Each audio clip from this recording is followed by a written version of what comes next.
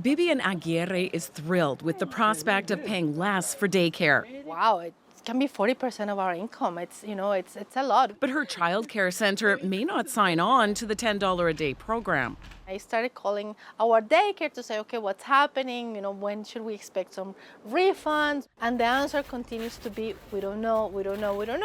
In Ontario, childcare providers have a deadline of September 1st to opt in, but many still haven't.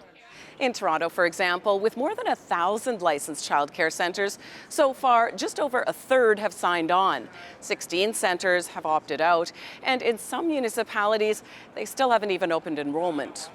A lot of operators are hesitant, and so they want answers, but honestly, the municipality doesn't have the answer yet. Halim Mikhail owns 11 daycares and has questions about which of its expenses will be covered. There is going to be controls at every line item of the expense budget. The fear is that a lot of it will affect the quality of care. He still plans to opt in, saying parents expect it, but could opt out next year.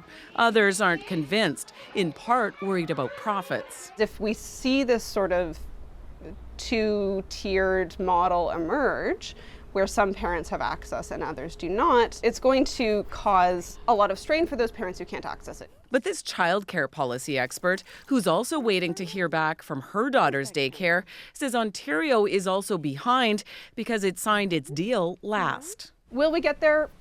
I think probably, but it's going to take a couple years. And I don't know that those years are going to be smooth sailing.